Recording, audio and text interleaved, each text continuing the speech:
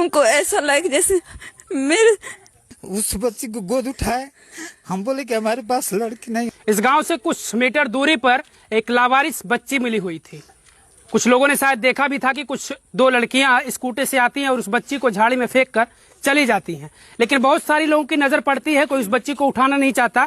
ये भाई साहब वहां पहुंचते हैं और उस बच्ची को देखते हैं तो उस बच्ची के ऊपर शायद चींटियां भी लग चुकी थी, ये लोग बता रहे थे। और फिर ये बच्ची को उठा कर ले आते हैं। इनके परिवार में ये और इनकी पत्नी और इनके 3 लड़के हैं।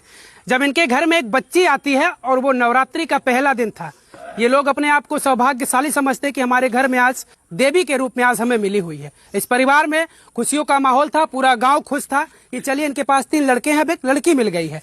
लेकिन दुर्भाग्य समझिए कि आखिर अब इनके साथ फिर ऐसा क्यों होना था कि इनकी बच्ची अब इनके पास नहीं है। और वो बच्ची कहाँ, अब ये खुद हमें बताएंगे। क्या नाम है भैया आपका? हमारा नाम यशवंत कुमार है।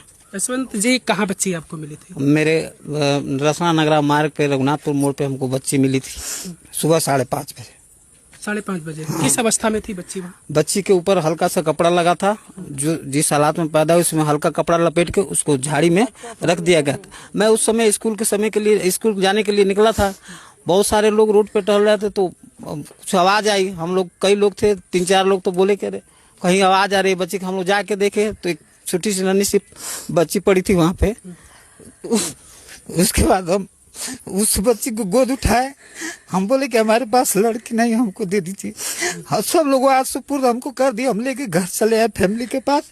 हमारे पूरे परिवार बहुत सही थे, सब खुश थे। हम देख के चले गए स्कूल।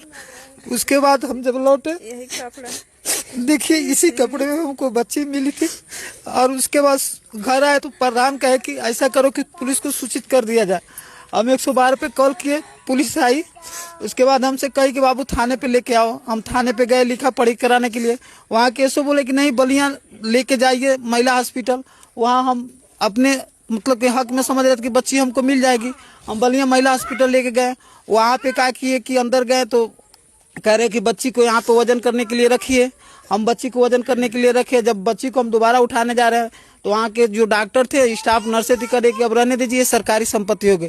तो हम ये कह रहे हैं कि जब उस समय सरकारी संपत्ति जब रोड पे पड़ी थी उस समय सरकार कहाँ थी?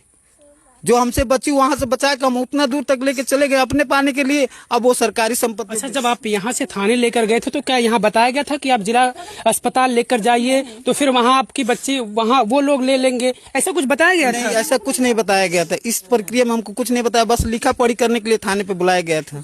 कहते हैं कि माँ की ममता सबसे बड़ी होती है, लेकिन वो भी एक माँ थी जो उस बच्ची को पैदा करके इस तरीके से लावारिस फेंक देती है। लेकिन ये दूसरी माँ है जिस माँ